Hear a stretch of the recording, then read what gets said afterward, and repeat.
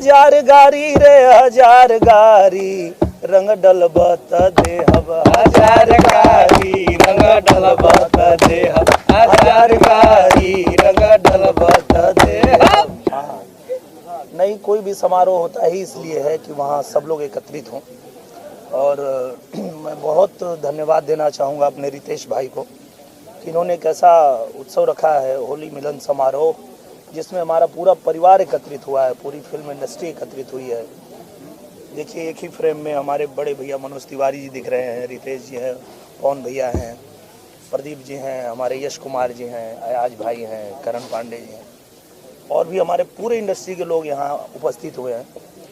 तो ये जो त्यौहार बनाए गए, मुझे लगता है त्यौहार बना ही इसलिए है कि सभी परिवार के लोग कहीं भी हों, त्यौहार में एकत्रित हो जाए, एक साथ मिले।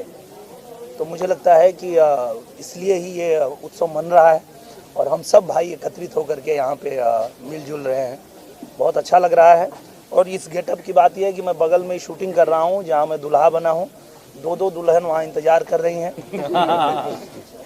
और मैं रितेश भाई बुलाए तो उन लोगों को कहा कि भाई थोड़ा देर के लिए छोड़ दो, क्योंकि अब भाई बुलाए, मैं जाके आता हूँ। तो इसलिए मैं दुल्हे के गेटअप में आ गया हूँ। दुल्हन दो हैं, मधु शर्मा और आम्रपाली दुबे, दोनों लोग हैं। फिल्म का नाम है दुल्हा हिंदुस्तानी। हाँ, नहीं, वहाँ मंडप लगा है, अगर आप लोग चले तो बाराती बन के शामिल हो सकते हैं। क्योंकि मैंने डायरेक्टर साहब से कहा कि इन दोनों को भी जाने दीजिए, तो उन्होंने कहा या तो आप जाओ या तो इन दोनों को जाने दो। तो मैं बोला फिर आप इनकी, और मैं तो शादी पे शादी करने के लिए रेडी हूँ, मुझे कोई दिक्कत है नहीं। तो लगभग मेरी हर फिल्मों में 2-3 दुल्हन होती ही हैं। सर, अभी कितना शादी कर चुके हैं? अभी तक 60-70 हो गया है और अभी कंटिन्यू है, देखते हैं कहाँ तक जाता है। करना है सर? जी। वो पवन भैया हमको एक बार बताए थे कि मैं पूछा इनसे कि आपको बोलते हैं भोजपुरिया राजा, तो ये किंग बनने का आपके ख्याल कहाँ से आया मन में? तो पवन भैया कहना कि हम यार हमेशा एक चीज पढ़ी कि राजा लोग के 100 को मेहरारू रहे। तो हम इन्हीं से आइडिया लेनी, हम कहनी ठीक बात, अब हम राजे बने।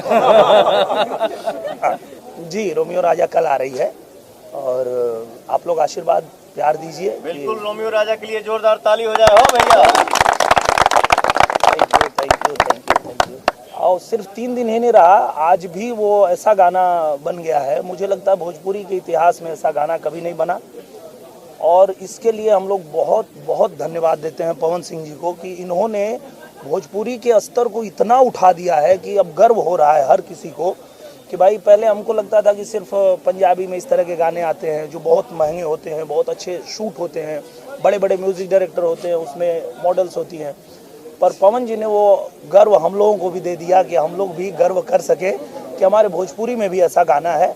तो इसके लिए तो मैं पवन जी के लिए बहुत चाहूँगा कि आप लोग इनको शुभकामना दीजिए। और इन्होंने जिस तरह से रास्ता दिखाया है, मैं ऐसा उम्मीद रखता हूँ कि आने वाले समय में भोजपुरी में अब इस तरह के गाने बनेंगे जिससे कि भोजपुरी के गानों का स्तर जो है काफ़ी ऊंचा बढ़ेगा, और इसका श्रेय पवन जी को जाता है।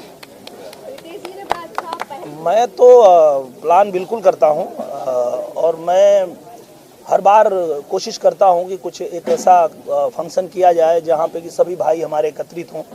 अभी हम लोग ने IPL किया लखनऊ में, जहाँ पूरी इंडस्ट्री को हमने एकत्रित करने की कोशिश की थी। अभी रितेश भाई ने यहाँ पे सबको एकत्रित किया है।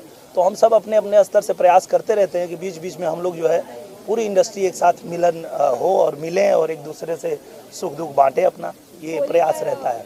हाँ, मेरा आया 3 गाना मेरा भी आ गया है, पर प्रवेश बोला कि ट्रेंडिंग में 1 पे गाना नहीं आ रहा तो मैं रोज एक गाना डालूंगा ताकि मैं ट्रेंडिंग में रहूं। तो मैं बोला ठीक है भाई, ये भी तेरा आइडिया अच्छा है, तू रोज एक गाना डाल। वो रोज एक गाना निकाला था। देखिए, पूरी इंडस्ट्री यहाँ पे है, लेकिन एक बात आप लोगों को कहना चाहूँगा कि आज चाहे मैं हूँ, पवन भैया हैं, रितेश जी हैं, खेसारी जी हैं, ये जितने लोग यहाँ पहुँचे हैं और जिनको रास्ता दिया है वो हमारे बीच में है। मनोज तिवारी भैया,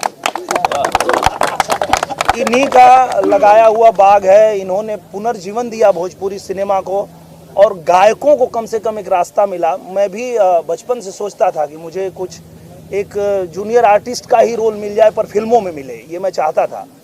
पर ये देन मनोज भैया की है कि जब इन्होंने ससुरा बड़ा पैसा वाला किया तो वहाँ से गायकों को भी हीरो बनने का मौका मिलना शुरू हुआ और तब जाके हम लोग आए। तो हम सबके बीच में मैं चाहूँगा भैया आप कुछ